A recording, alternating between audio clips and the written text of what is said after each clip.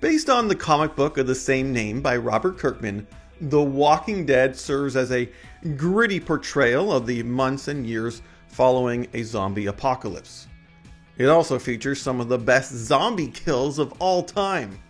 And so we're kicking off this deep dive into The Walking Dead with a look at some of those awesome zombie slayings. I mean, how could we not? Enjoy. I've been to 8 county fairs and 1 goat rodeo. I've never seen anything like that. Welcome to Watch Mojo, and today we're counting down our picks for the top 20 zombie kills from The Walking Dead.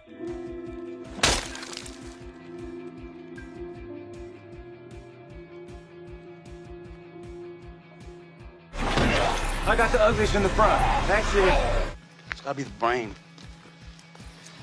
Y'all know nothing?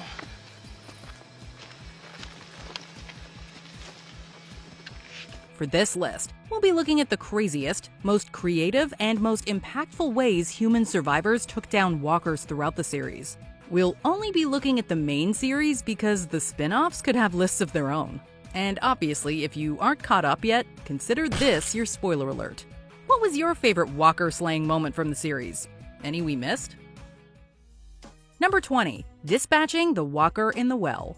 During Season 2, the group finds themselves on Herschel's farm, which seems to have all the food and safety they could want. But they run into a huge issue when an undead friend finds its way into the nearby well. How long do you think it's been down there?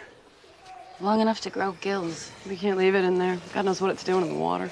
We gotta get it out. To make sure the survivors don't pull an opposite day and consume walker water, they concoct an elaborate plan to remove it. Don't worry about it, bud. Hey, we're gonna get you out of here in one piece. Living piece. The living part is important.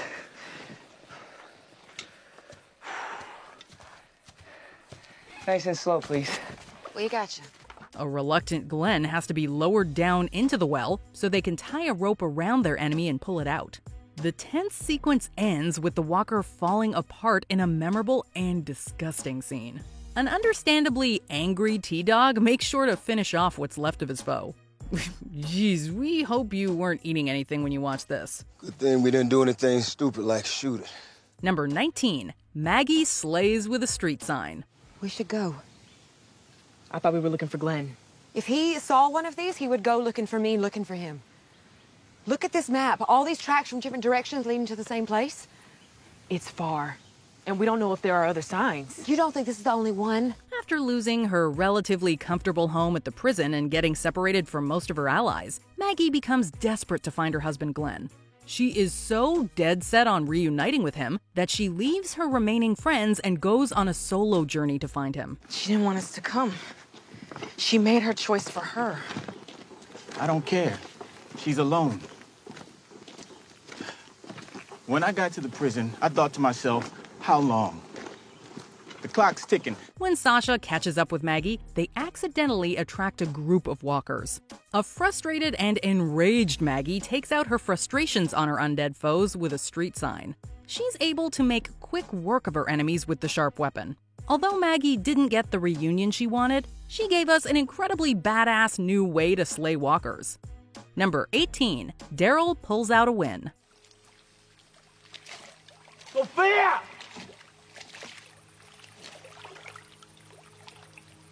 While desperately trying to find Carol's lost daughter Sophia, Daryl endures serious pain after tumbling down a ridge and falling on one of his own arrows.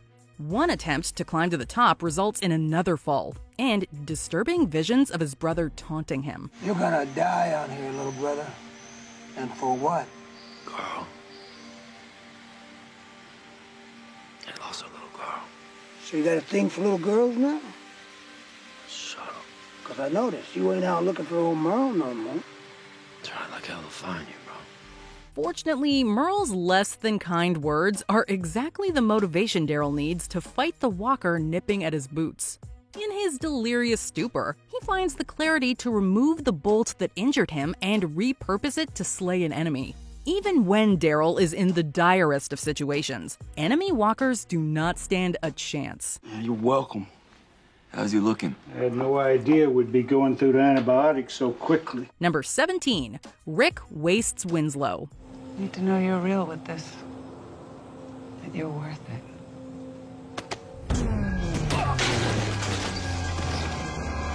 When Rick is forced to prove his mettle to Jadis and the scavengers, he's thrown into a pit of garbage with a very unique walker named Winslow. Since the walker is covered with metal spikes, it's nearly impossible for Officer Friendly to get near the metallic monster. Rick even gets injured while trying to push Winslow away. This forces Mr. Grimes to get creative. The wall! Use them!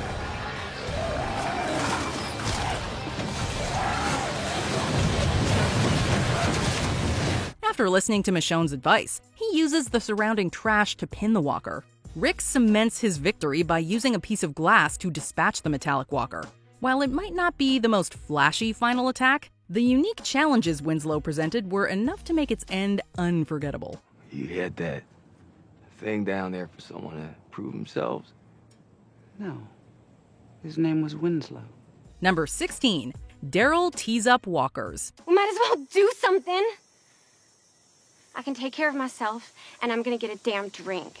After her prison home falls, Beth decides she'd like to drown her sorrows with a strong drink. She eventually finds a country club that has the drinks she's looking for, and a few hungry walkers. Fortunately, Daryl takes advantage of their upscale setting by using a golf club as a melee weapon. He takes down enemies left and right with a furious flurry of hard swings. He's such a natural with the club that we think he could qualify for an apocalyptic PGA tour. Although the drinks at the club ultimately aren't up to par for the survivors, at least we got to appreciate Daryl's amazing golfing technique. Ain't gonna have your first drink. Be no damn peach snobs.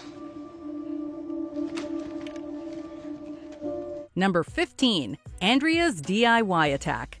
Problem, Dale? Oh, just a small matter of being stuck in the middle of nowhere with no hope of... While the group's on the move, an overworked RV and a highway pileup stops them in their tracks. Before a horde of undead arrives. While almost everyone else hides beneath abandoned cars, Andrea is trapped inside the vehicle with a dismantled gun and an approaching walker. When she tries to hide in the bathroom, she desperately struggles to keep herself from getting bitten. Fortunately, Dale manages to drop her a screwdriver from the roof. Andrea proceeds to give the walker an up-close and personal view of the tool. Her awesome DIY death blow showed that she didn't need a gun to take down walkers. Just a matter of time. Can't be soon enough for me. I'm still freaked out from that herd that passed us by. Or whatever you'd call it. Yeah, what was that? All of them just marching along like that? Herd. That sounds about right. Number 14. Shredding walkers. No! Jadis had one of the worst weeks in Walking Dead history. After betraying Rick and siding with Negan, the Saviors take out every single living person in her community of scavengers. As if that wasn't bad enough, Jadis ends up alone in a junkyard surrounded by all her undead friends. What happened here? The Savior.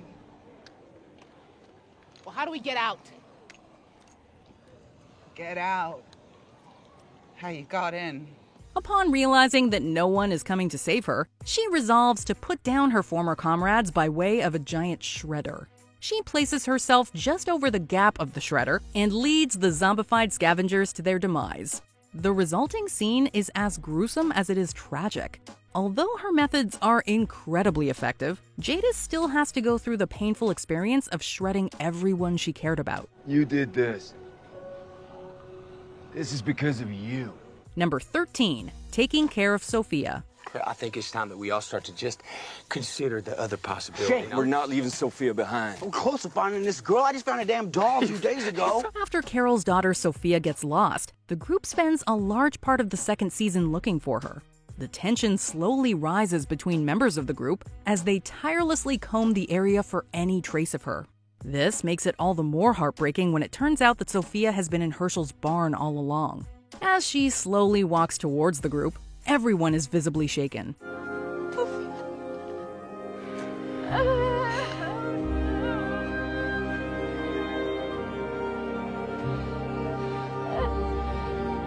Ultimately, Rick steps up and solemnly puts the reanimated Sophia down. The jarring and incredibly sad nature of her demise marked a huge turning point for the series. If someone like Sophia could die, then any of the survivors could. This is Sophia. The whole group. This one was different. Number 12. The governor eliminates a pit of walkers. I've been on the road for a couple of months. By yourself? Yeah. The governor becomes incredibly unstable after losing Woodbury. However, he's able to find some solace with a small family of survivors. He forms an especially strong connection with a girl named Megan, who resembles his daughter Penny. I'm a pirate. No way.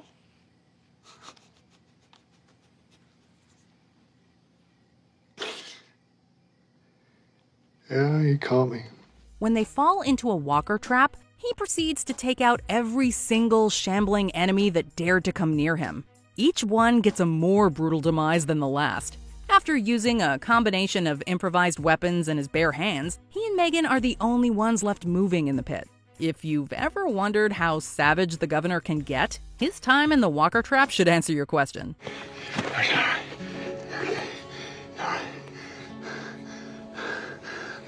Let anything happen to you. Number 11. Michonne gives the governor a penny for his thoughts. After vowing revenge on the governor for his shady actions, Michonne sneaks into his quarters and encounters a macabre scene. The governor seems to have a living captive restrained in his quarters. It's okay. I'm not gonna hurt you. But she's soon surprised to learn that the prisoner is the governor's zombified daughter Penny. When the governor finds the katana-wielding survivor ready to put his reanimated relative down, he expresses uncharacteristic vulnerability and begs for mercy. There's no need for her to suffer. She doesn't have needs. Although it looks like Michonne will relent for a brief moment, she swiftly puts Penny down for good. This choice leads to one iconic brawl and an even more unhinged governor. Since Penny's demise has tons of horrific consequences, it is one of the most pivotal slayings in the series. Get what you came for. Where are the rest of your people? Number 10. Daryl's Trunk Slam. As Daryl is traveling with his older brother Merle, they hear screams and shots. Hey, man, I ain't wasting my bullets. A couple of strangers ain't never cooked me a meal or flaciated my piece. While the eldest sibling refuses to help, the younger man rushes to the aid of a family. After taking down a few walkers, Daryl sees one making its way through the back of a vehicle that contains 2 innocent people. He wastes no time before dragging the walker out by its ankles and finishing it off with the trunk door. His save was both stylish and a great way to aptly demonstrate the difference between the two brothers. Get out of the car. I know you're not talking to me, brother. Get in your car and get the hell out of here. While Merle might be willing to leave people to walkers, Daryl's always ready to take the undead down in the coolest ways possible. They were rude is what they were. Rude, and they owed us a token of gratitude. Oh, I didn't know it's nothing. Yeah, you helping people out of the goodness of your heart, even though you might die doing it. Is that something your Sheriff Rick taught you? Number 9. Taking out walkers with her hands tied. If we give the governor Michonne, Woodbury stands down. I don't like it, but it's what needs to be done. We need to make it quiet. When Rick is debating whether he should really turn Michonne over to the governor to ensure the safety of his group, Merle takes the decision out of Sheriff Friendly's hands. The eldest Dixon brother captures her and binds her wrists to prevent her escape. While you'd think that would leave her helpless and exposed, this is Michonne we're talking about.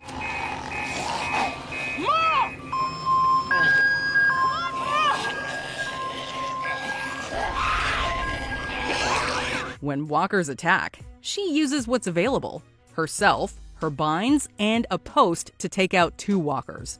Michonne's actions are both brutal and resourceful.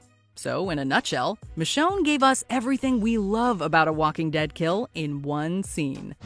Didn't ask him to do this little job now, did he? Yeah, because he wants it done. Number 8. Daryl puts Merle down. Hey, little brother.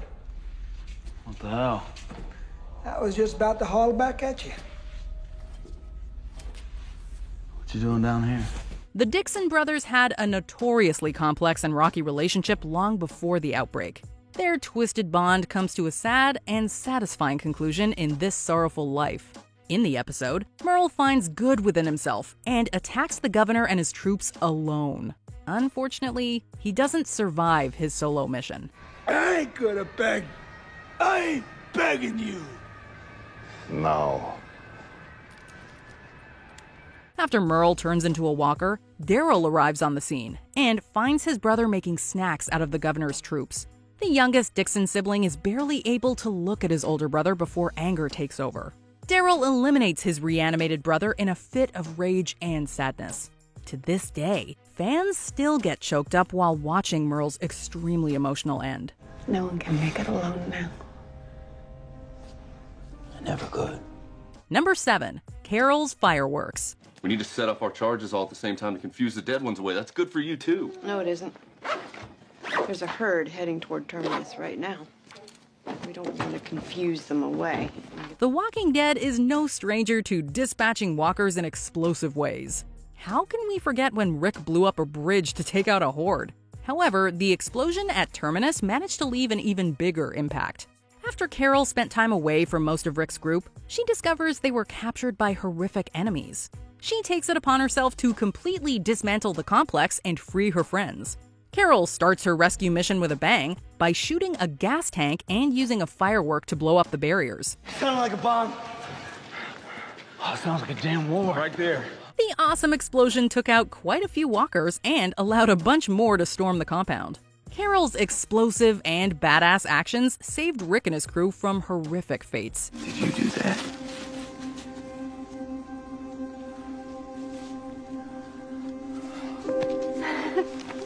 Number 6. Glenn gives a walker the chair. You don't even know why you're here, do you? I didn't mean you no harm. Taking care of the undead is difficult enough when your hands are tied. But imagine dealing with one while you're duct taped to a chair. While Glenn is captured and restrained by the governor, he gets an unwanted visit from a walker. Alrighty. I want to imagine how I felt fighting my way off that roof. He is quickly forced to get creative to prevent himself from getting bitten. Glenn uses everything in his surroundings to keep the walker at bay while his hands are still bound. When he's finally able to smash the chair and get his hands free, he uses a piece of the chair to finish it off in an incredibly satisfying moment. The tense and hopeless nature of this scene made Glenn's triumph that much sweeter. So what, he won't break? Say where his people are? He's a tough son of a bitch. Pick that walker apart in minutes. Number 5. Rick shows us how the world works. It wasn't a man. You shot him in the street out front. A man. Friend, you need glasses. It was a walker. At the beginning of The Walking Dead's groundbreaking first episode, Rick is making a routine run for gas. Suddenly, he spots a mysterious blonde figure picking up a doll. Rick quickly tries to convince her that he's not a threat. Don't be afraid, okay? Little girl? However, it turns out she's more dangerous because she's turned into a walker. Although Rick doesn't want to put down an undead figure that seems to be around the age of his own son, he takes swift and decisive action. This ambitious scene was a tremendous way to establish the grim tone and tough decisions that would define the show. Rick taught us that you have to ignore whoever the walker was before, and take them down if you want to survive. Bites kill you. The fever burns you out. But then after a while, you come back. Number 4. A fiery conclusion. Nah, we'll get them all together. Won't have to lead them away. Shortly after the city of Alexandria is overrun with walkers, the survivors are forced to fight tooth and nail against an impossibly large horde. But Daryl executes a plan that will give his friends a chance to turn things around. After dumping gas into the pond, Daryl sets it alight with an RPG and draws most of the surrounding walkers to their fiery demise.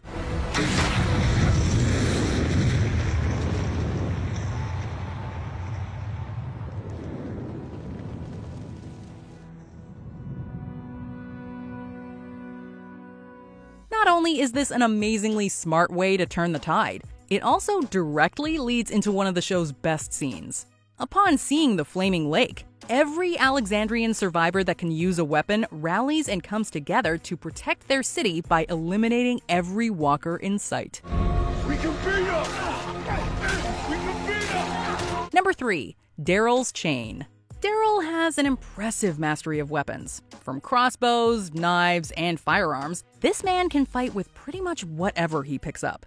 One of Daryl's most impressive improvised weapons made him go full Ghost Rider. While Daryl and Aaron are tracking a mysterious man, they get caught in a wolf trap and are engulfed by walkers. After crawling under trailers to maneuver around them, the two begin fighting with whatever they can find. Daryl uses a chain to take out 3 zombies in one swing. Oh, come on.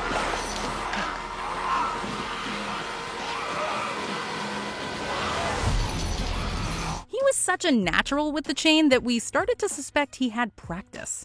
Are we sure Daryl hasn't secretly been the Ghost Rider the entire time? Have mercy. Sorry. All out of mercy.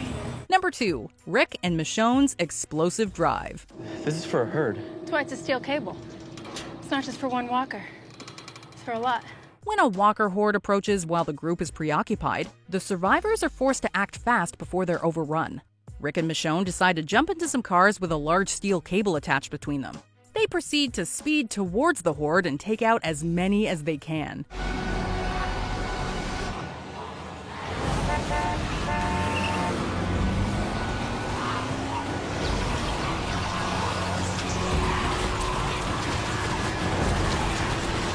Since the show wasn't satisfied with the insane amount of walkers that were eliminated, the scene ends with a bang. After the survivors reach an escape car, they ride away while dynamite they left behind gets ready to blow. The resulting explosion takes out even more members of the horde. Although the steel cables and dynamite didn't take out all of Rick and Michonne's enemies, they still gave us a spectacular walker slaying scene. I pushed it.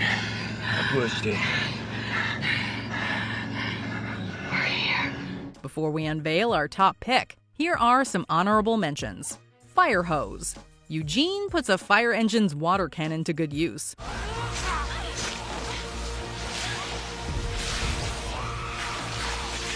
Rolling logs. Rick flattens some walkers, Donkey Kong style.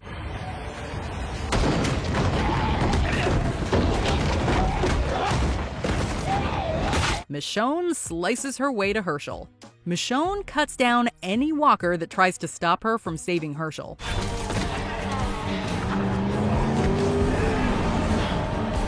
Number 1, Carl shoots Shane. So this is where you plan to do it?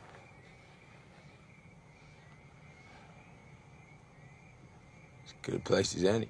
Rick and Shane's increasingly volatile relationship came to an end with this historic scene. An unhinged Shane tries to take out Rick and take control of the group of survivors. But Mr. Grimes foils this power grab by eliminating his former best bud with one swift blow to the chest. Carl arrives just in time to see the aftermath and seemingly points his gun in Rick's direction. No. You should be back home with Mom. Unbeknownst to the cop, Shane has reanimated behind him. But before the newly minted walker can hurt anyone, Carl ends the problem with one shot. This scene's intense build-up, surprising twist, and iconic ending provided the series with its most memorable walker kill. That's why I need you. No more kid stuff. Okay, what did I tell you about those zombie deaths? So great, right? Well, walkers aren't the only things that get killed on this show. Any fan of The Walking Dead will tell you that no character is safe. Like, at all. In fact, there have been some pretty shocking character deaths over the years. Why? Check them out. You can breathe. You can blink. You can cry. Welcome to Watch Mojo, and today we're counting down our picks for the top 20 shocking Walking Dead deaths. Besides, I already made you a promise. For this list, we're looking at the most surprising and unexpected character demises throughout the TV series. We will include multiple people in one entry if their cause of death was the same. Since we'll be looking at all 11 seasons, a spoiler alert is in effect.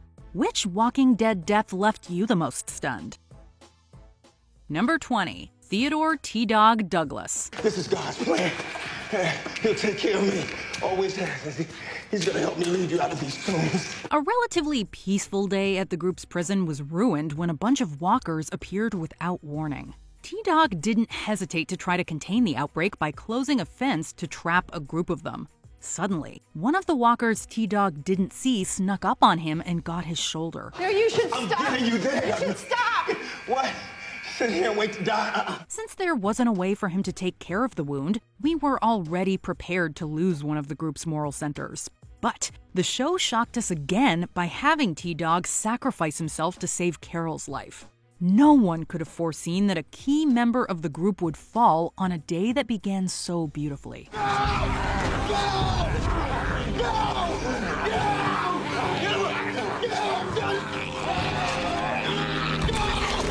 Number 19, Morales. So why are you here, Rick? I know you. Just like before. You're always the guy willing to rush in. But why? In Season 1, we knew Morales as a family man and trusted ally to our main heroes. That's why our jaws dropped when we saw him pull a gun on Rick 7 seasons later. During an extremely tense conversation, we learned that Morales went down a dark path after losing his family. However, it seemed like Rick was willing to try to save his old friend's soul. I'd at least try to find another way. Yeah, why? Because we knew each other for a few days back at the start? Look, I know. I would You want to know what I think? I think you can talk all you want. His good intentions came to a crashing halt when Daryl arrived and took Morales down permanently. We definitely were not expecting to see this ally-turned-enemy return at all. So seeing Morales die so quickly after his appearance was an unforeseen end to his story. That was... I know who it was. Don't matter. Not one little bit. You find them guns. Number 18. All but one member of the scavenger group. The scavengers that lived in a junkyard had a nasty habit of betraying people they were supposed to be working with. This garbage-based society got away with it until they crossed the saviors a second time. Take one out, and the rest will fall in line. Just one, Simon.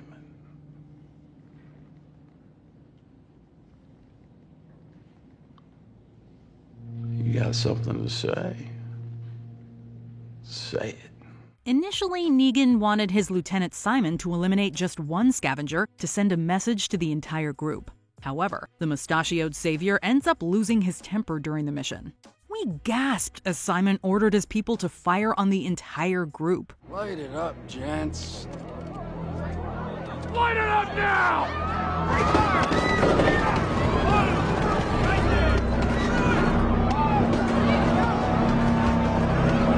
When the smoke cleared, only scavenger leader Anne was left standing. It was beyond surprising to see this traitorous group get almost wiped out in the blink of an eye. Got it done. That and then some. You good? Number 17, Andrea. You're gonna get us both out of here, and you're gonna be okay. After spending most of Season 3 away from her friends, it looked like the tough and resourceful Andrea was finally going to rejoin Rick's crew. But the governor made her journey much harder by restraining her to a chair and leaving her in a room with a man about to turn. Once Andrea finally freed herself, it looked like she would dispatch the new walker in her way and escape. We were stunned when her friends arrived and discovered she'd been bit. I tried to stop them. You're burning up. Since Andrea survived significantly longer in the comics, seeing her perish here was a huge twist. Her demise left us wondering how the story would move forward without such a major character. I tried.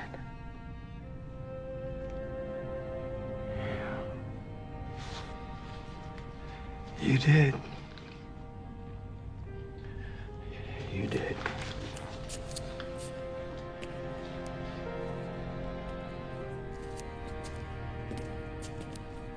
Number 16, Spencer Monroe. Instead of trying to stop the vicious Negan with force, Spencer wanted to win over the villain with diplomacy. Oh, crap.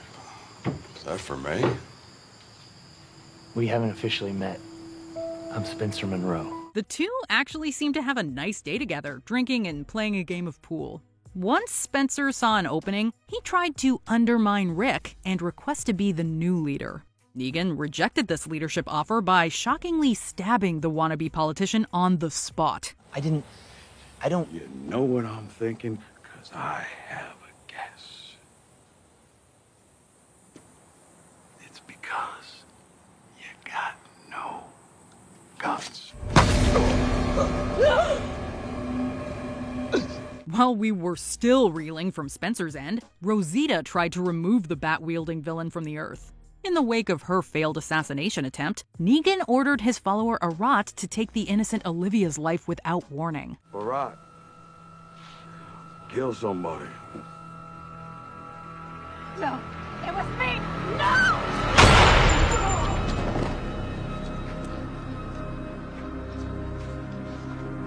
Seeing two named characters die in one afternoon showed how truly unpredictable the big bad could be.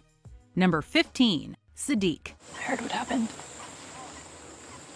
Don't want to talk about it. Resident Dr. Siddiq was never the same after he was captured by the heinous Whisperer group.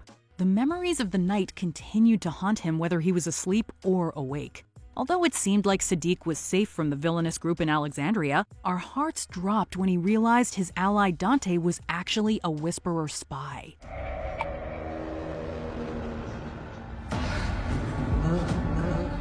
While the Doctor wasn't the group's most skilled fighter, we still thought he'd be able to beat this wolf in sheep's clothing. But Siddiq couldn't overcome Dante or his demons. The Doctor's incredibly depressing end really rocked us because it was hidden in an already unexpected spy reveal. Lo siento, pero you just missed them. ¿Puedo ayudarte con algo? Number 14, Lori Grimes. No, baby's coming now. We have to get back to our cell block and have Herschel help. We can't risk getting caught out there. You're gonna need to give birth to this baby here. If The Walking Dead has taught viewers anything, it's that no character is safe. Lori Grimes brutally reminded us of this fact in one of the show's most pivotal episodes. While trying to stay away from walkers within the prison, the pregnant protagonist went into labor. Unfortunately, it becomes clear that the baby will need to be delivered via C-section that Lori can't recover from. We will survive. My baby has to survive. Please. My baby. For all of us. Please. We sat there stunned as we realized we were watching this character's final moments. The fact that Lori also dies in the source material should have prepared us for this demise. However, we and the cast still found ourselves caught off guard by the final decision she made for her daughter. Good night, love. I'm sorry.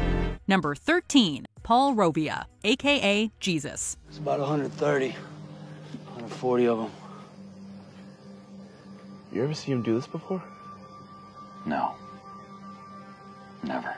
Although the cast of The Walking Dead is huge, Jesus stood out because he was an athletic fighter who could get out of anything. And we knew he'd make it to the end of the series because he's one of the few that survives the entire comic story. So we were not even slightly worried when Jesus faced a bunch of walkers in a dark and smoky graveyard. After skillfully taking out multiple foes, we gasped when his last target dodged his blade and retaliated. Where you do not belong. We couldn't believe this was the end for the fan-favorite character. While this scene served as a memorable intro for a new enemy group, we still have trouble accepting that he fell way before his time. Number 12, Lizzie Samuels. I know what I have to do now. I know. It's ugly, and it's scary, and it does change you. Once we learned of Sophia's fate in Season 2, it was clear that even young Walking Dead characters were not safe. Yet we still could not have predicted how Lizzie would go. The disturbed survivor left our jaws on the floor when she ensured that her sister Mika would become a walker. I'm sorry I pointed my gun at you. I just needed you to wait. In the wake of this incredibly disturbing scene, Carol and Tyrese realize that Lizzie crossed a line of no return. The adults decide that there's only one way to move forward. Every fan remembers where they were when Carol told Lizzie to look at the flowers, Lizzie.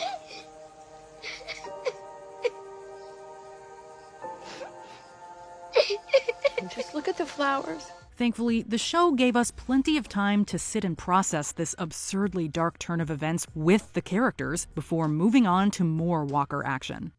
Number 11, Tyrese Williams. Went the way it had to. Way it was always going to. Just one episode after the series said goodbye to a major character we will talk about later, Tyrese visited Noah's fallen community. the duo finds themselves looking around a seemingly lifeless home. So neither we nor a very distracted Tyrese saw it coming when Noah's reanimated brother surprised the formidable survivor with a bite. The wounded warrior still appeared to have a chance. I'm not giving up. You hear me? I'm not giving up! Not only did Tyrese fight to stay alive, but we thought his friends acted quickly enough to stop the wound from being fatal. However, the cruel reality of the situation was that it was too late. Having Tyrese's death come an episode after another significant character died made for an unpredictable and tragic twist. It's okay, Tyrese. You gotta know that now. Number 10. Jesse, Sam, and Ron Anderson. When the Anderson family's home was overrun with walkers, the trio found a way to successfully camouflage themselves in a horde with Rick, Carl, and Michonne. But the young Sam Anderson gets too nervous and draws too much attention to himself. Come on, Sam. Sam. Hey, you can do this. Moments after he's attacked by walkers, his horrified mother Jessie also meets her end. A disturbed Ron attempts to shoot a member of the Grimes family as retaliation. Although Michonne takes the would-be assassin down, Carl gets a permanent facial injury due to a stray gunshot.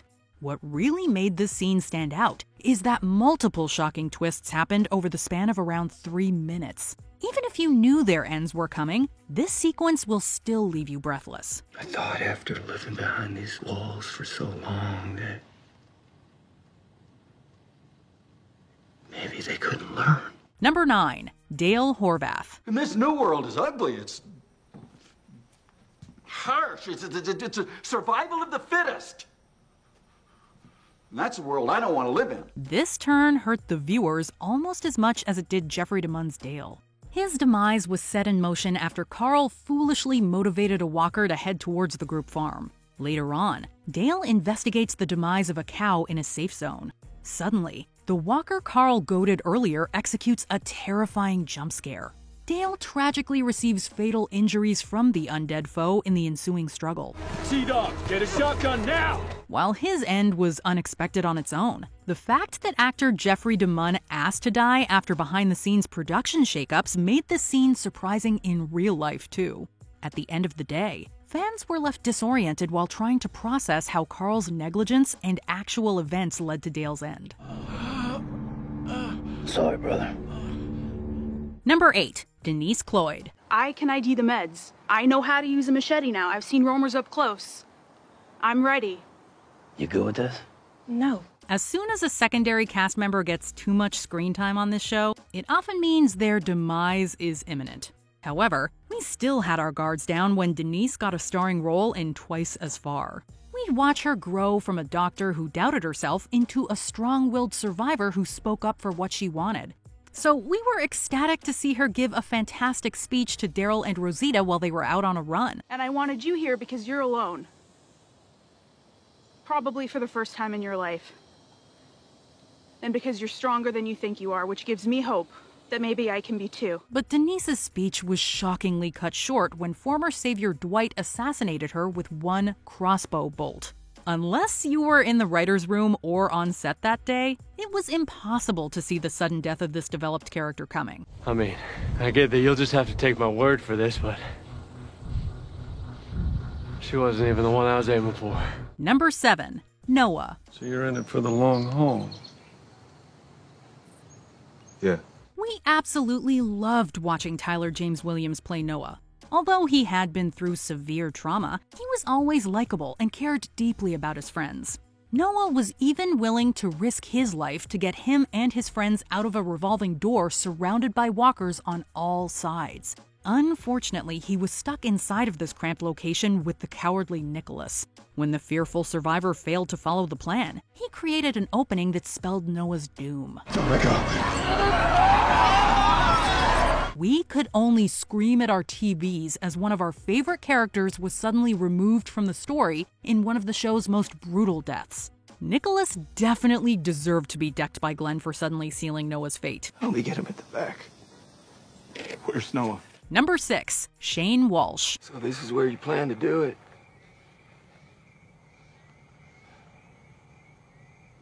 It's Good place as any. Fans love to imagine an alternate reality where longtime friends Rick and Shane could have worked together like real partners through the series. Unfortunately, their vastly different views of what it took to survive made them an incompatible team. After almost 2 seasons of tension, their conflict came to a head when Shane decided to end Rick. We were preparing for the series to follow the source material and have a third party intervene. Nothing has happened here. We're gonna lay down our guns. We're gonna walk back to the farm. Together. However, Rick actually managed to calm the situation down before attacking Shane with a knife. We were hugely surprised that Officer Friendly actually went through with this decisive act and took down one of his own. But we knew that Shane left Rick with no other choice but to take this extreme measure. Damn you for making me do this shit! This is you, not me! Number 5, Beth Green. This is it. This is who you are and what this place is until the end. This place saved you. While we've long accepted that The Walking Dead isn't concerned with whether or not it hurts our feelings, this twist felt unnecessarily cruel. We spent half a season following the group's search for Beth. When she's finally reunited with her friends, a sinister leader named Dawn Lerner announces that the lovable Noah can't leave with the group. No, I just need Noah.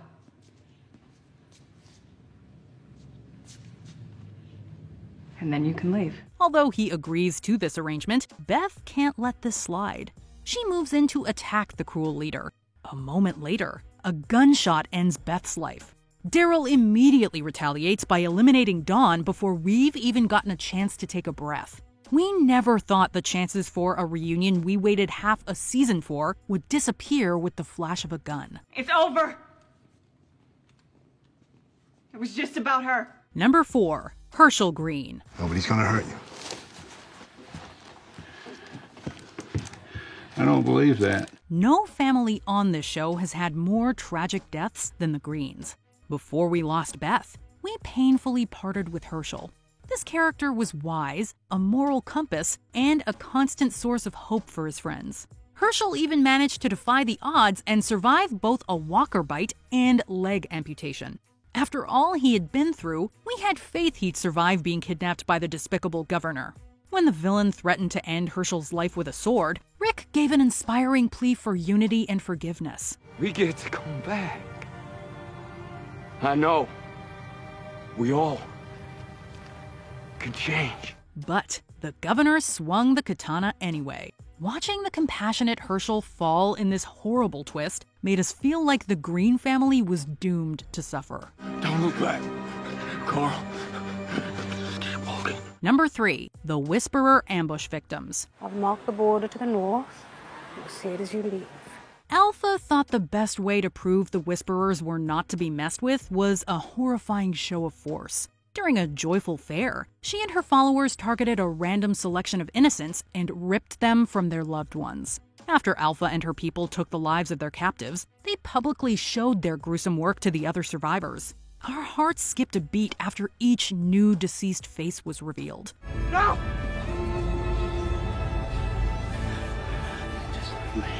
In one fell swoop, we lost Tara, Enid, Henry, and several other great characters. Since the lineup differed from the ones who died in the comics, there was no way to prepare for what we'd see. The startling sight of these undeserving victims sent a powerful and unforgettable message. And in the end, their time was cut short.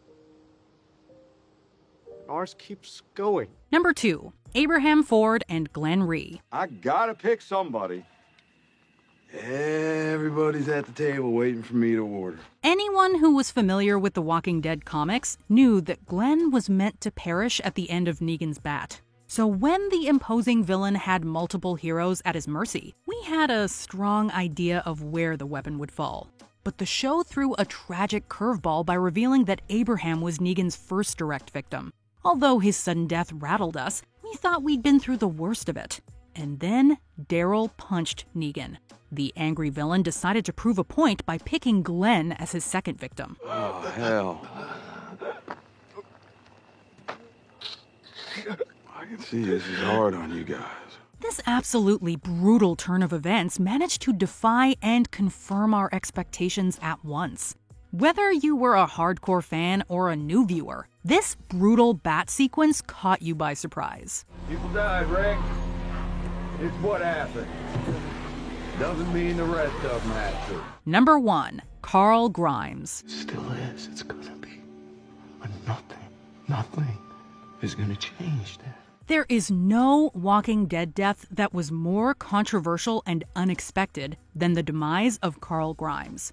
Not only does he far outlive his father in the comics, but his survival seemed to be Rick's main motivation for all of his actions. Despite Carl's importance in both mediums, the writers revealed that he had been bitten in an absurdly shocking twist. The fact that he received this wound while completing a relatively standard survivor task also turned heads. Okay? Yeah.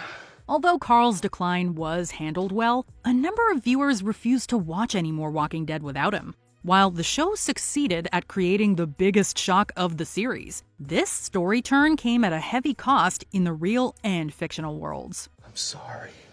I couldn't protect you. A father's job is to protect his son.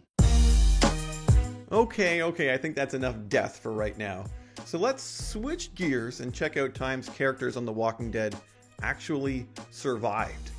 Yeah, here are some times they survived some pretty crazy situations. Take a look. Are you saying you brought us into a minefield? Well, yeah, but it's a small one. What's wrong with you?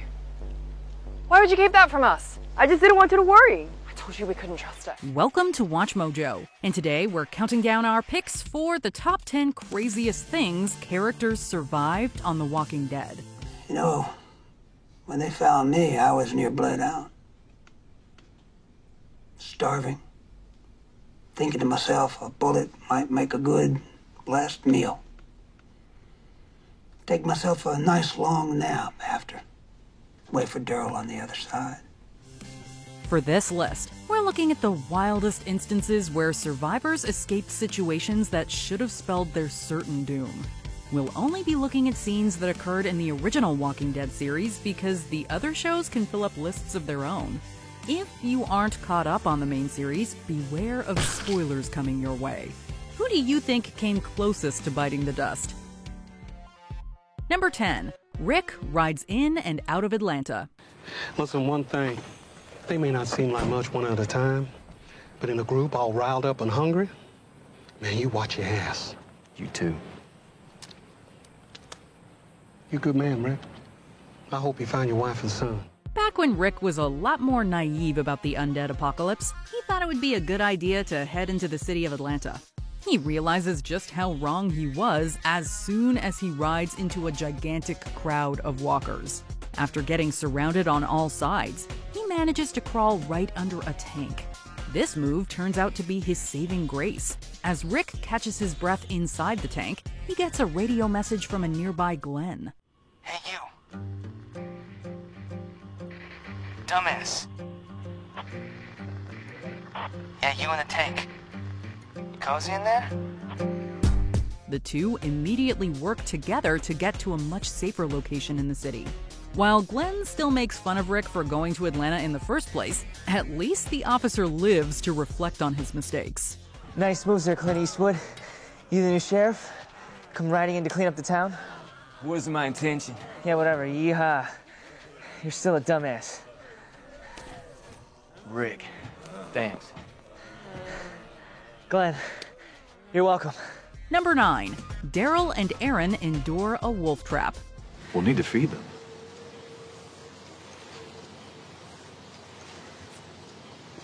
All right.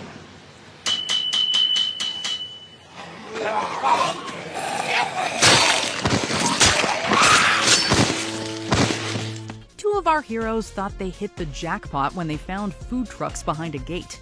Unfortunately, their discovery was too good to be true. Once they open a truck, they set off a huge trap laid by the Twisted Wolves that unleashes tons of walkers. The duo barely manages to escape by taking refuge in a car.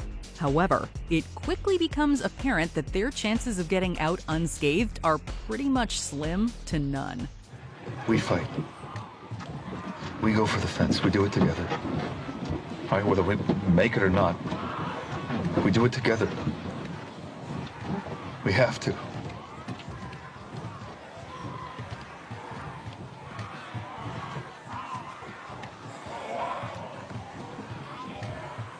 All right. Ready? Fortunately, Morgan makes a grand appearance and helps them get out of their impossible situation at the last second. The last-minute assist doesn't diminish how miraculous the scene is.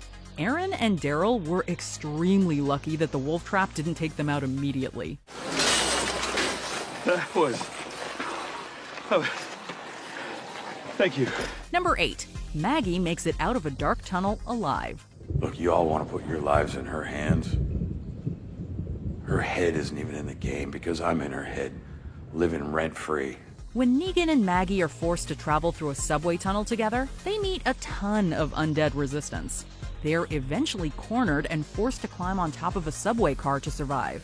But since the duo had a lot of bad blood between them, Negan decides not to help Maggie escape.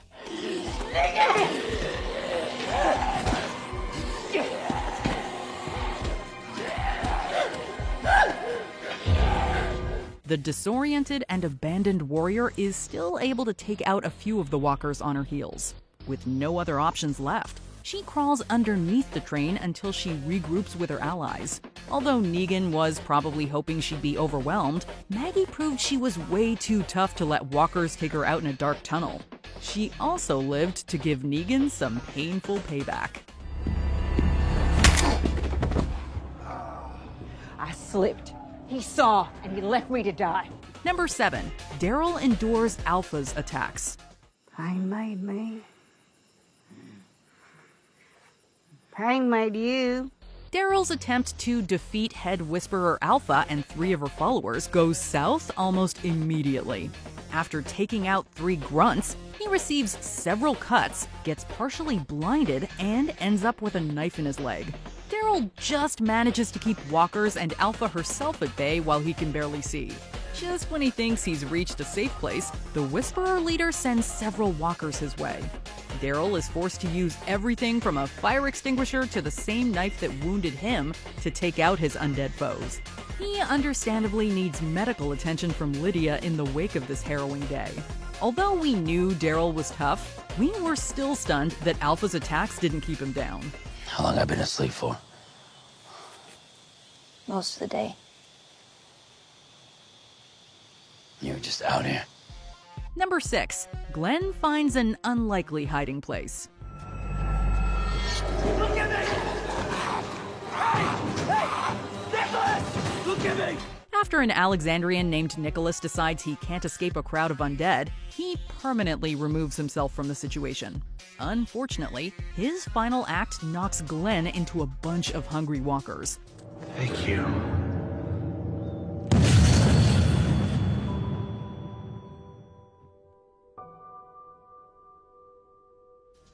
The show initially made it look like both men perished that day. However, Glenn proved himself as one of the most resourceful survivors ever by crawling underneath a dumpster while the walkers were distracted. He also showed his mental resilience by waiting underneath the trashy item until all his enemies cleared out. Admittedly, a number of fans were unhappy with Glenn's fake-out demise, but they were all unquestionably excited to see him make it out of this fatal scenario in one piece. You honor the dead by going on, even when you're scared. You live because they don't get to. Number 5. Daryl recovers from a not-so-great fall. Maybe we'll pick up our trail again. Well, maybe about it. I'm gonna borrow a horse. Head up to this ridge right here. Get a bird's eye view of the whole grid. She's up there, I'll spot her. Good idea. While Daryl was searching for Sophia solo, he's thrown down a steep hill. To add injury to injury, he realizes he landed on an arrow. The wounded Daryl attempts to climb the hill shortly after the initial incident. But after falling again, he starts hallucinating and seeing his brother. You're gonna die out here, little brother. And for what? Carl. closer, little girl. Daryl has to ignore his fake sibling, defeat walkers, remove the arrow that injured him to use as a weapon, and then climb up the hill. But his suffering wasn't over yet. Upon arriving at camp, Andrea mistakes Daryl for a walker and shoots at him. Most survivors probably wouldn't have been able to endure the fall alone, but that terrifying tumble was just the opening act of Mr. Dixon's incredible survival story. I could have told you she'd throw you if you'd bothered to ask. It's a wonder you people have survived this long. Number 4, Rick's group escapes Terminus. You don't have to do this, man.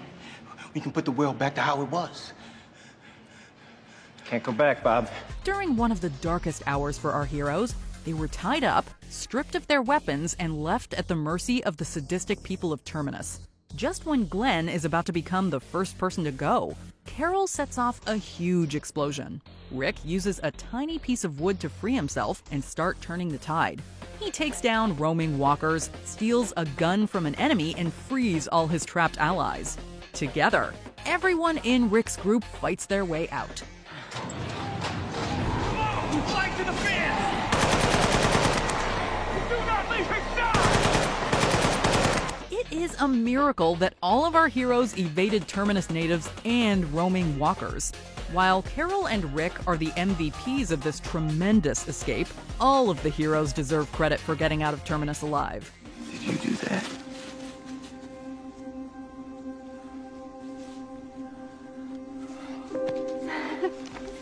Number 3, emerging from a Whisperer cave. You can use those to jump across. Nice. Wait.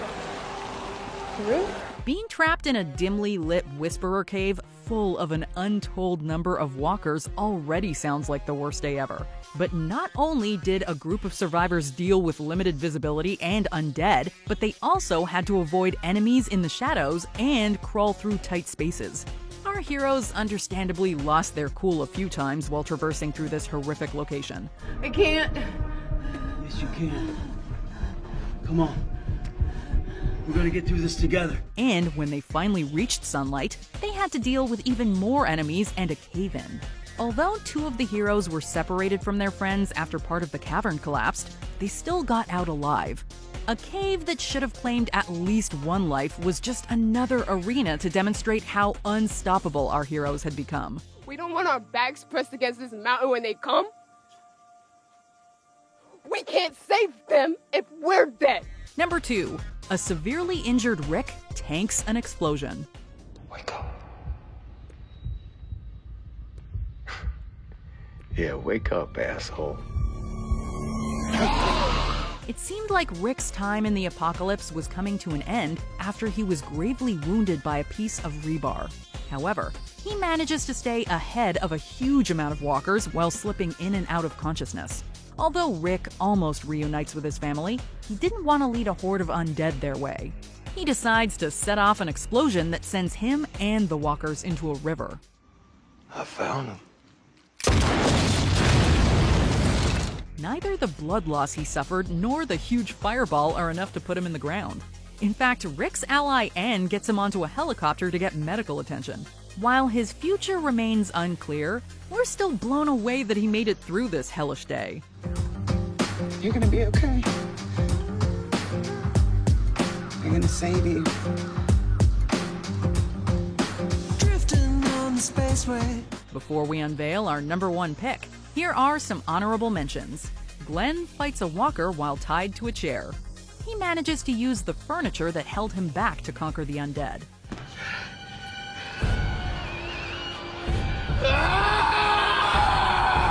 Michonne escapes living and undead enemies. She eludes hungry walkers and fights multiple armed men at the same time.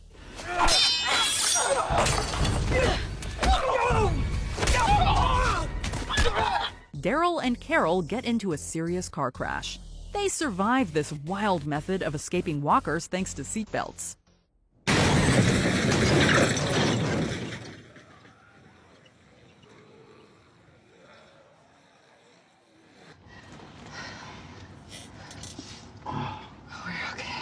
A surrounded Tyrese defeats multiple enemies.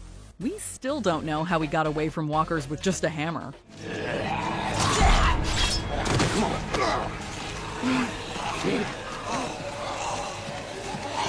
Beta gets knocked down an elevator shaft. After this incident, we wondered if this villain was actually a walker.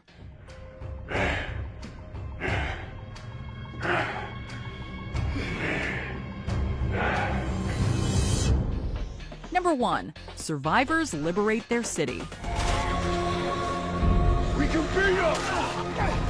We can beat them! The residents of Alexandria thought there was nothing they could do when their city was overrun by walkers. But everything changed once Carl Grimes received a gruesome facial injury. Unable to help his son recover, Rick decides to spend his time eliminating every walker in sight. At first, he takes on a seemingly endless horde of enemies with nothing more than a hatchet. But his act of bravery inspires every able fighter in Alexandria to fight. Guys, they're thinning out there in front. We need to get out there. Rick's making a stand. How's that? Not a single Alexandrian dies after Rick showed everyone they could still make a difference. And as an added bonus, Carl survives his injury. The incredible sight of one community emerging united from a dark conflict gave us The Walking Dead's most inspiring story of survival. I saw what they could do. What we could do if we worked together. With 11 seasons to its name, The Walking Dead has introduced a lot of characters.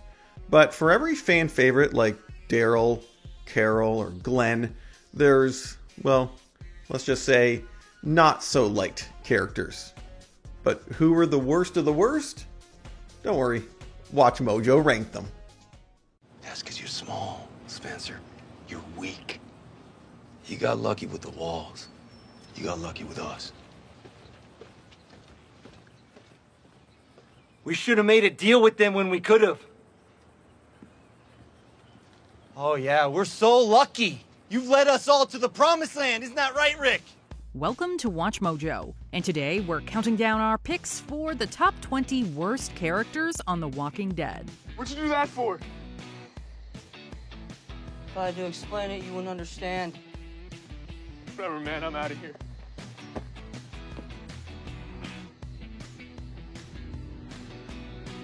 For this list, we're looking at the characters in this post-apocalyptic horror series that fans largely hate, or were written so poorly that we'd rather just forget they were ever on the show.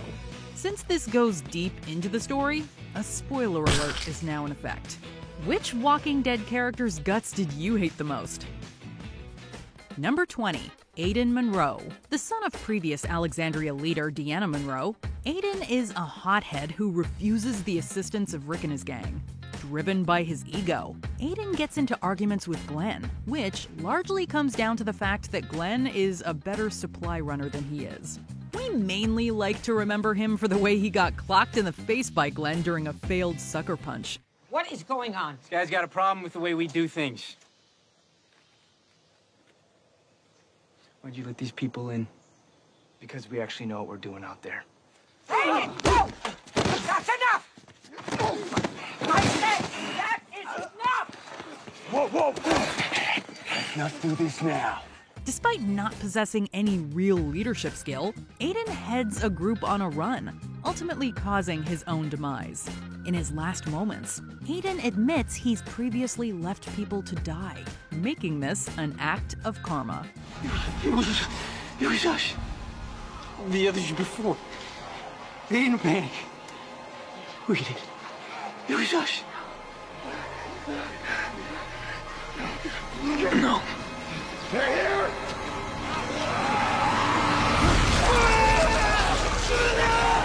Although he does express remorse for his behavior, Aiden's time on the show is too short to fully redeem him. Number 19. Milton Mamet. Milton is among the enablers to the governor's progression into brutality. As a researcher at Woodbury, he engages in tests on the walkers, which inevitably go nowhere. Due to his position in the governor's inner circle, Milton witnesses the villain's atrocities without intervening. He's a weak character mainly because he never really picks one side, as he feels guilty about aiding the governor while simultaneously feeding him information about the heroes. Then I have to go back, warn them. And you're coming with me.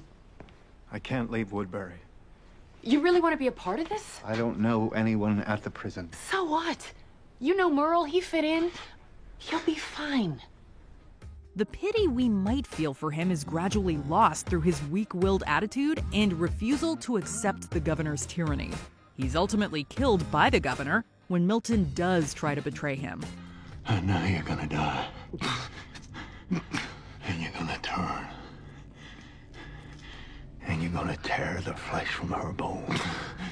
But it's too little too late, especially since the zombified Milton bites Andrea, leading to her ultimate doom as well. Number 18, Netanya. Introduced as the leader of Oceanside, Netanya's policy is to kill anyone outside of her community. You know a great deal about us now. If you let me go. Yes. You see, normally we would have killed you already. We shoot strangers on sight if they come into our camp. Her reasoning is initially justified, since she wants to avoid the Saviors discovering Oceanside's existence. However, Netanya has no layers to her character, basically carrying the need to kill at all times. During her time in the story, the heroes need the other communities to band together. But Netanya's resistance to every call for help turns her into an indirect villain, since fans are inclined to want her out of the way. The show itself appears to have realized this when Netanya is killed during another ambush of the protagonists. You shouldn't come here.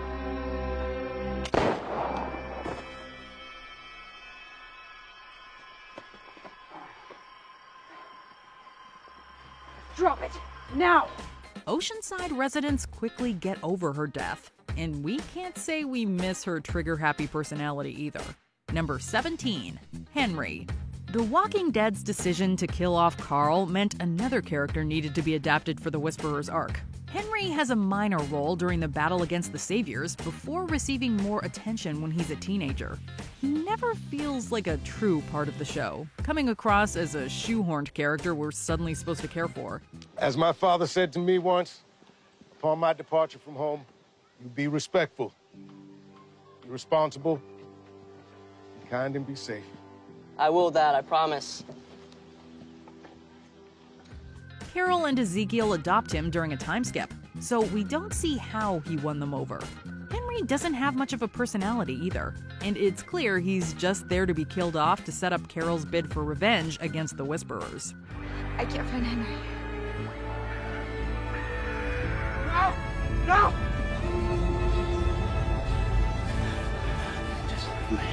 Considering his death is the most memorable thing about him, it shows just how forgettable he was overall.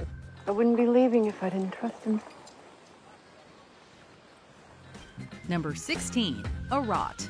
Saviors like Simon have some level of charisma that makes them appealing despite their role in wiping out other communities. Arat also serves as Negan's trusted lieutenant, but doesn't have an edge to her personality that fans can connect with. Instead, her role is primarily to antagonize the good guys, which she does with stone-cold apathy.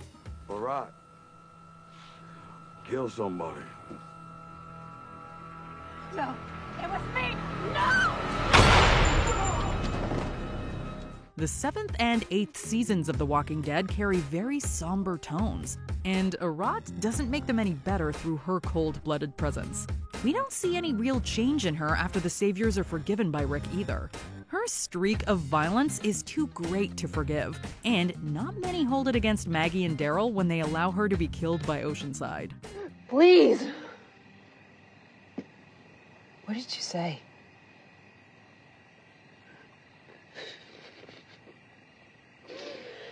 No exceptions.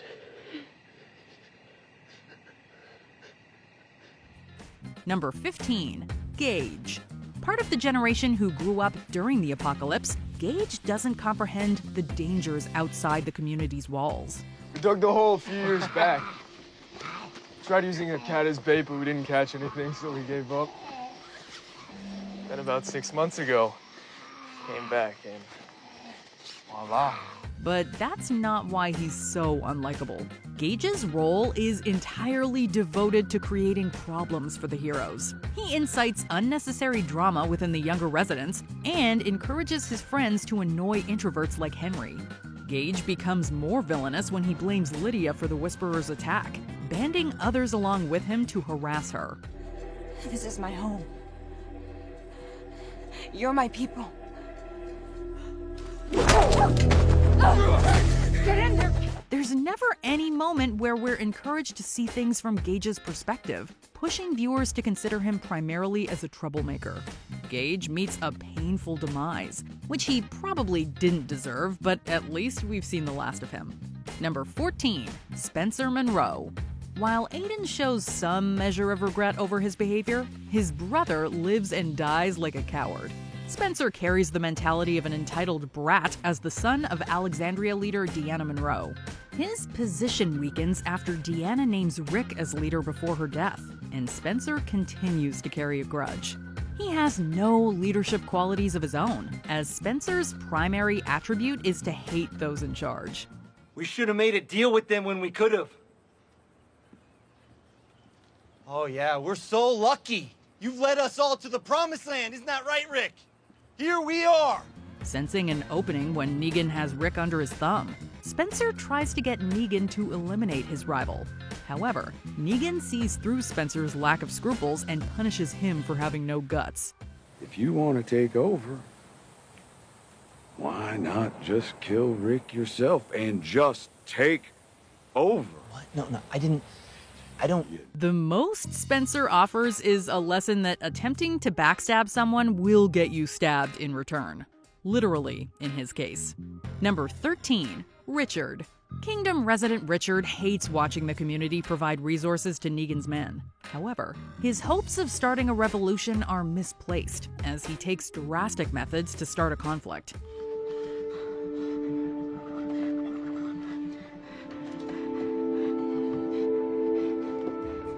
Leads to young Benjamin's death when the Saviors discover their offering is short, which Richard later admits was part of his plan to make the Kingdomers revolt. We get that he wanted to fight for freedom, but allowing others to die makes Richard more cowardly than brave, not to mention the self-righteous attitude he constantly carried himself with. We have to do something to make them believe us. And then, when we gain their trust back, we kill them. Plus, using a teenager's death doesn't exactly make for noble work, as Richard deluded himself to believe. Morgan ends up killing Richard out of revenge for Benjamin, and none of the characters can hold it against him. Number 12, Ron Anderson. The son of Jesse and Pete Anderson, Ron develops a hatred for Rick after the latter kills his father. Tell me why. No. Your father was dangerous.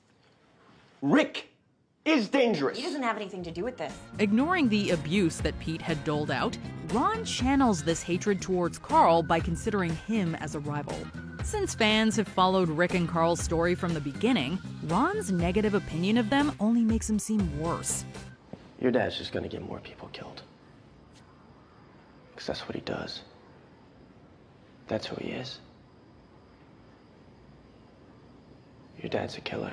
He also ignores the fact that Rick is looking out for his family, which his father never did.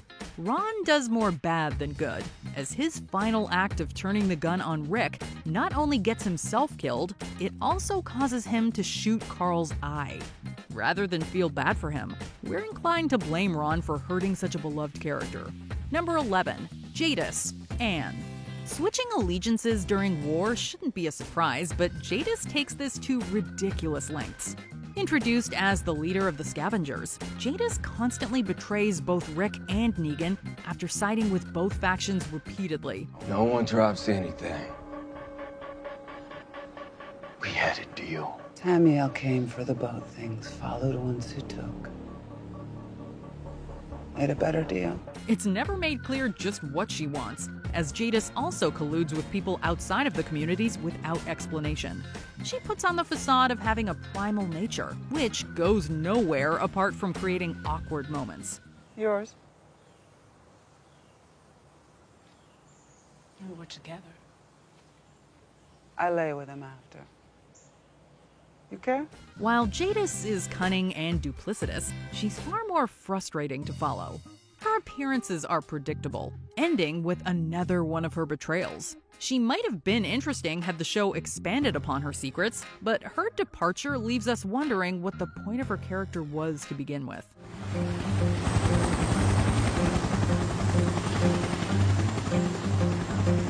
Number 10. Lizzie Samuels. Certain characters are too dangerous even by Walking Dead standards, and Lizzie was very destructive to have sticking around. Lizzie never realizes the horrors of the Walker apocalypse and considers the undead to be her friends.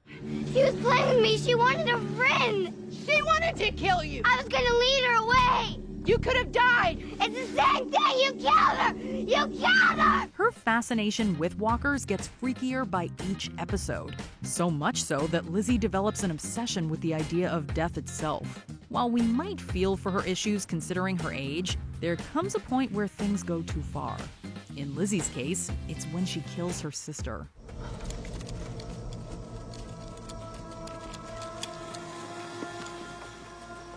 Don't worry. She'll come back. I didn't hurt her brain. There's really nothing to make fans like a character who slaughtered a loved one. So Carol's decision to kill Lizzie in return is understandable. Number 9. Pete Anderson. The best villains are organically built up through the story, while Pete is just a designated antagonist who offers no depth in character. Pete's the first adversary for Rick after he arrives at Alexandria, as Rick learns of Pete's mistreatment of his wife and children. Pete suspects that his wife Jessie and Rick have an attraction, which pushes his violence to the brink. Step back. Who the hell do you think you are? Someone's trying not to kill you. No! You want to stop Come into my house! Stop it! Unlike most other villains, Pete has no real justification for his evilness, turning him into a one-dimensional bad guy.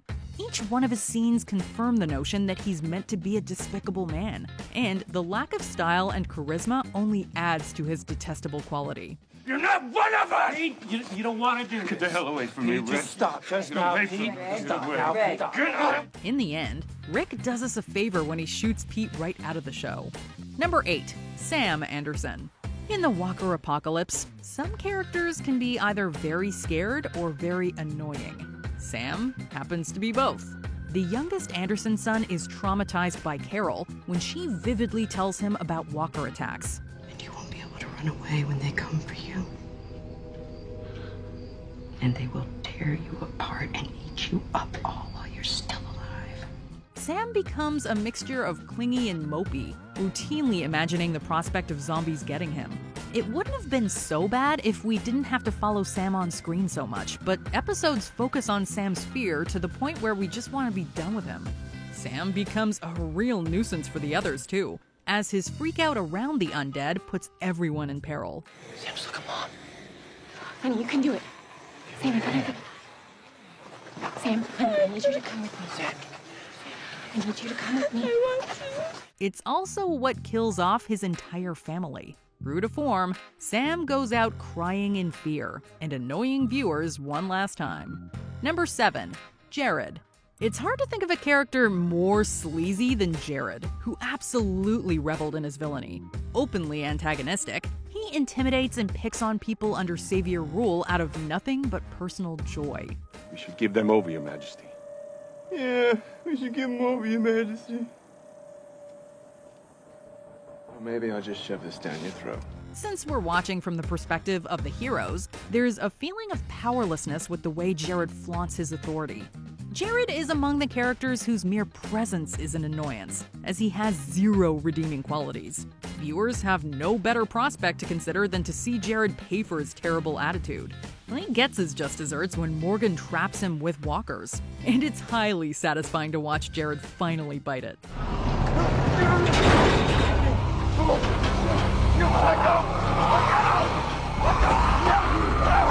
Maybe even more than for the zombies that ate him. Number 6. Ed Peltier.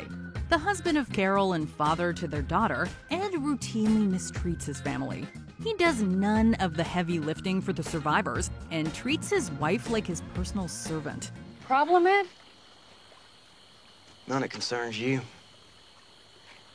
You ought to focus on your work. This ain't no comedy club. In fact, it's because of Ed that Carol starts out meek and helpless as she receives the worst of his violent outbursts. Ed is such a vile character that he made antagonist Shane look like the hero. Having had enough of his unacceptable behavior, Shane gives Ed the beating of a lifetime that he thoroughly deserved. You put your hands on your wife, your little girl, anybody else in this camp one more time, I will not stop next time. Do you hear me? Do you hear me? I'll beat you to death, Ed. Not that it makes him change his ways, though. Fortunately, this jerk's time comes to an end when the walkers unleash their rabid hunger on him. Number 5, Dawn Lerner. When it comes to Dawn, it's all flash and no substance. The leader of Grady Memorial Hospital, Dawn realizes her officers' loyalties are hanging by a thread and does everything to satisfy them. This includes forcing characters like Noah and Beth to cater to her people's every need. The man I was with, is he here too? You were alone. If we hadn't saved you, you'd be one of them right now. So you owe us. Dawn ignores all the problems at the hospital, blaming Beth for the harassment she has to endure from the corrupted officers. The second it isn't, the second we lose sight of that, it's all over.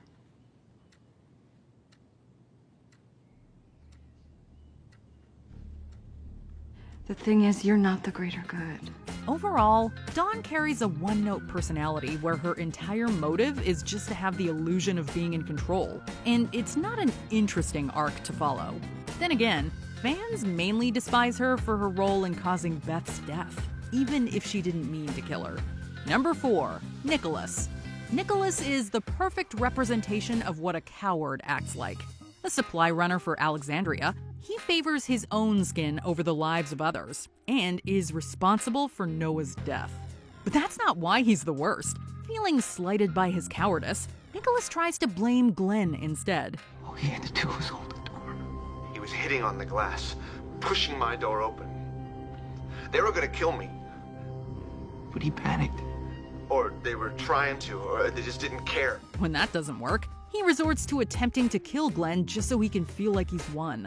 Just like any other coward, Nicholas's plan backfires, and he ends up begging for mercy. I was scared. I don't belong. Shut up. I was scared. I was just scared. Shut up. I don't belong. Shut up! Nicholas still finds a way to make things worse, shooting himself rather than fight the walkers that corner him and Glenn. At least his body indirectly saves Glenn's life, so there's at least one thing Nicholas did right. Number 3, Gregory. Whereas Nicholas was a coward, Gregory was completely spineless, and we despise him all the more for it. Introduced as Hilltop's leader, Gregory tries to double-cross the Saviors by hiring Rick's group to assassinate them. When that fails, he's quick to backstab the heroes to win back the Saviors' favor. What do you have to say to Rick and the Piss Patrol, Gregory? The Hilltop stands with Negan and the Saviors. His weak-willed attitude eventually does him wrong, as Maggie overthrows his position to become the leader Hilltop needs. Despite again trying to betray the good guys to the villains, Gregory weasels his way back to Hilltop.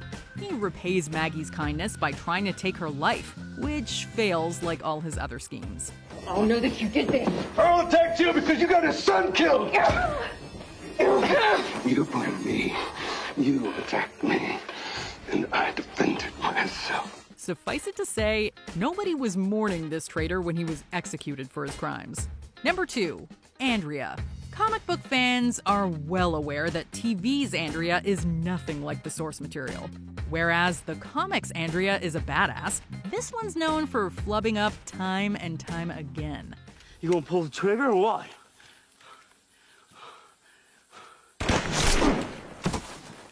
No! Whether it's shooting Daryl by accident to hooking up with villains Shane and the Governor, Andrea sure knows how to make things worse. After the initial arc of grieving for her sister's death, Andrea's role is primarily about making the wrong decisions. More significantly, her inaction enables the Governor to attack Andrea's friends, while she takes forever to realize his evil intentions until he sets up her death. I tried.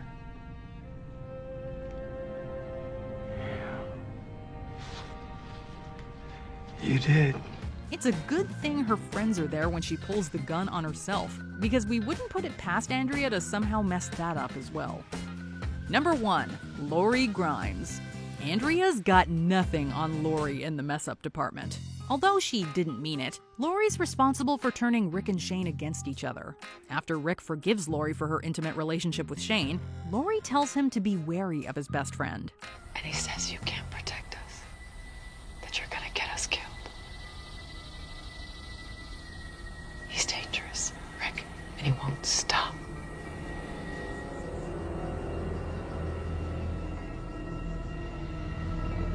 Weirdly enough, she then sends mixed signals to Shane, who concludes that he can have Lori and Carl to himself by eliminating Rick. Of course I do. Of course I do. Whatever happened between us, whatever the hell we thought it was, and not just you, but...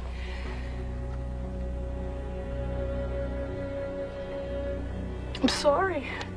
Lori also creates several other problems, such as hiding her pregnancy from both prospective fathers.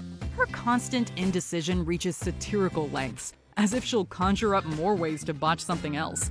Although her death is tragic, Michonne ends up becoming a much better mother to Carl and Judith than Lori probably ever could be. Okay, yeah, those characters were pretty bad, so I guess it's only fitting that we end things with one of the show's most popular, Rick Grimes. Oh yeah, here are times old Rick went beast mode. 10, 9, 8, 7. Welcome to Watch Mojo, and today we're counting down our picks for the top 10 times Rick from The Walking Dead went beast mode. You better run.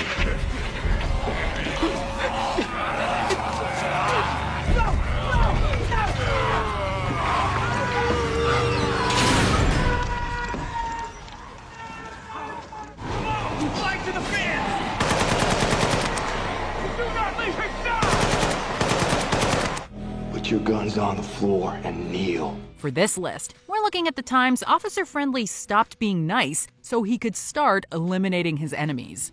Since we'll be shambling by some major plot points, beware of spoilers ahead. What's your favorite Rick Grimes action scene? Number 10. Cutting down prison walkers.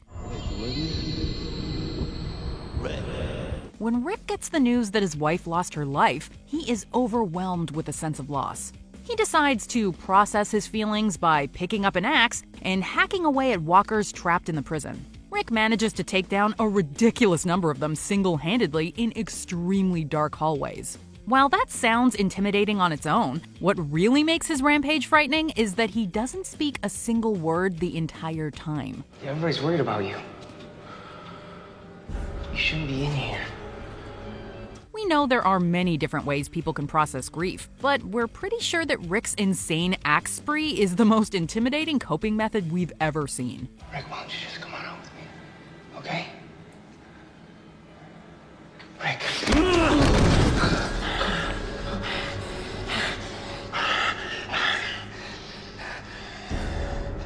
Number 9. Fighting Pete. Keep walking.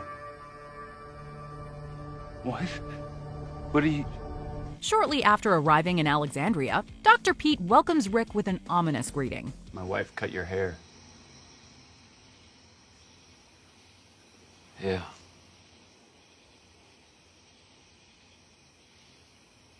Welcome to Alexandria. And upon observing how Pete abuses alcohol and mistreats his family, Rick becomes wary of him. The tensions between the two rise until they finally boil over in a climactic fight scene. It doesn't matter that the doctor is bigger or that they both crash through a window. Rick is so focused on reducing Pete to a pulp that he pushes away his son Carl when he tries to stop the fight. Rick ultimately decides to let the doctor live another day.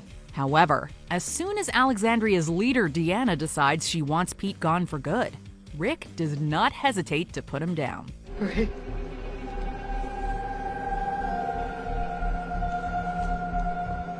Do it.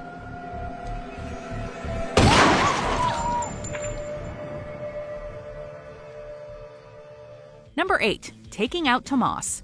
Rick forms an uneasy deal with a group of prisoners led by a man named Tomas. The officer agrees to help the felons take out some walkers in exchange for food. We'll take half. In exchange, we'll help clear out his cell block. Didn't you hear him? There's only a little left. Bet you got more food than you got choices. You pay, we'll play. We'll clear out a block for you, then you keep to it. When they're all fighting together, Tomas tries to get rid of Rick while making it look like an accident. But after Rick survives these attempts on his life, he immediately and violently takes out Tomas. It's coming at me, bro. Yeah, I get it. I get it. A prisoner named Andrew tries to retaliate, but Rick chases him down and leaves him at the mercy of walkers. You better run.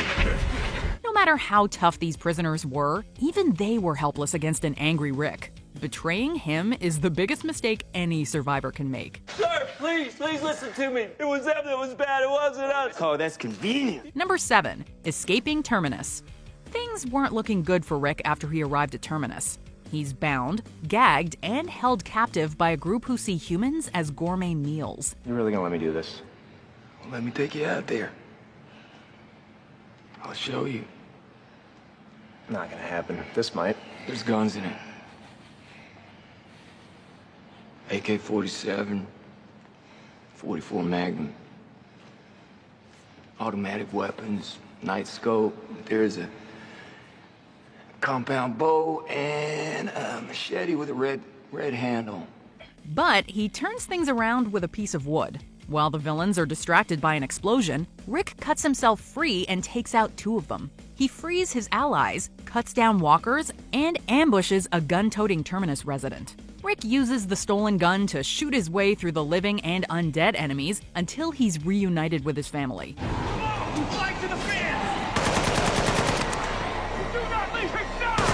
His success fills him with so much adrenaline that he wants to head back into Terminus to finish off the residents. While Rick couldn't get revenge, yet, he could still celebrate pulling off a badass escape. They don't get to live.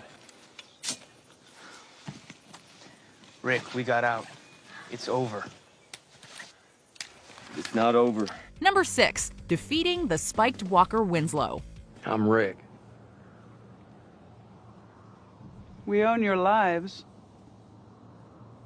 You want to buy them back? While preparing to battle the Saviors, Rick finds himself at the mercy of a group called the Scavengers. Although he attempts to make an alliance with their leader Jadis, she refuses to negotiate until Rick proves himself. She then pushes him into a junkyard pit and makes him fight a walker covered in spikes named Winslow.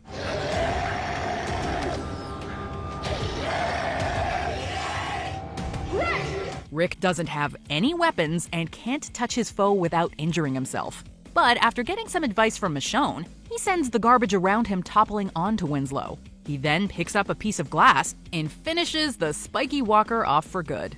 Rick's victory in this impromptu gladiator match is one of his most impressive accomplishments. Rick can do anything.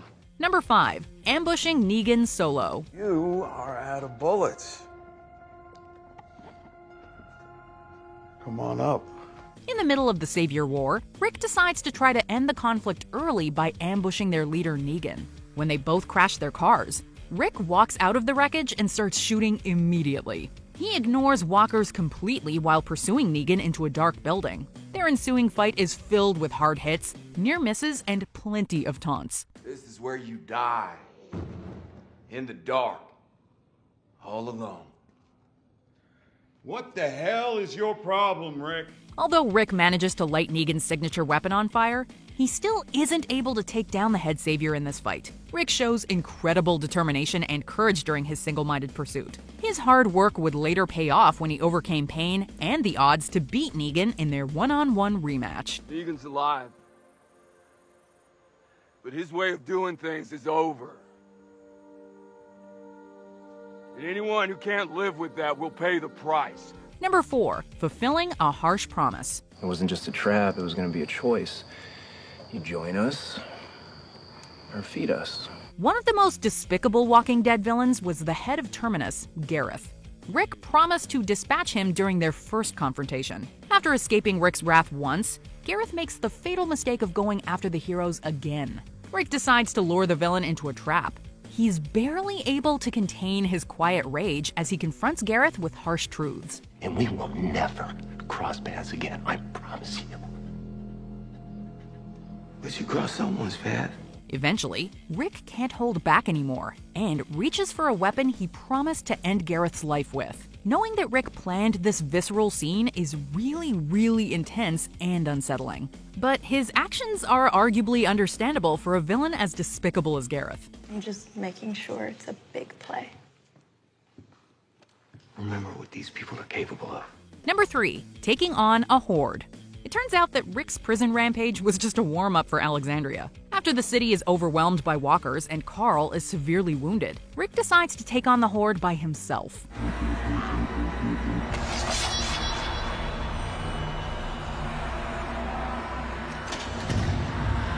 What are you doing? Armed with nothing but a hatchet, he wades into the walkers and cuts down every single one he sees. Even when Rick is completely surrounded with no hope of escape, he refuses to stop swinging at them again and again. His insane display of courage and endurance eventually inspires other Alexandria residents to rise up and fight the horde with him. Guys, they're thinning out there in front. We need to get out there. Rick's making a stand. But we have a feeling that if you gave Rick enough time, he could have taken care of all of them by himself. We can beat up! We can beat up! Number 2, destroying a bridge while wounded. As a large horde of walkers descends on his family and friends, Rick volunteers to lead the undead army away. Come on, let's go. Wait. I'm gonna stay back, lead him away from the camp. What? I'm staying. No, man! I'm not giving up on it, not yet. Unfortunately, he suffers a severe wound after his horse throws him off. Although Rick loses a lot of blood and keeps hallucinating, he still tries to lead the walkers away from his loved ones. He eventually makes it to a bridge. After somehow gathering the strength to take a few walkers down with a hatchet, he uses his gun to ignite sticks of dynamite. I found him. The resulting explosion destroys the bridge and takes out a huge amount of walkers. But the most incredible part of this amazing feat is that he survives both his wound and the explosion. Is Rick Grimes just immortal? You're gonna be okay. I'm gonna save you. Drifting on the spaceway. Before we unveil our number 1 pick, here are some honorable mentions. Clotheslining walkers while driving.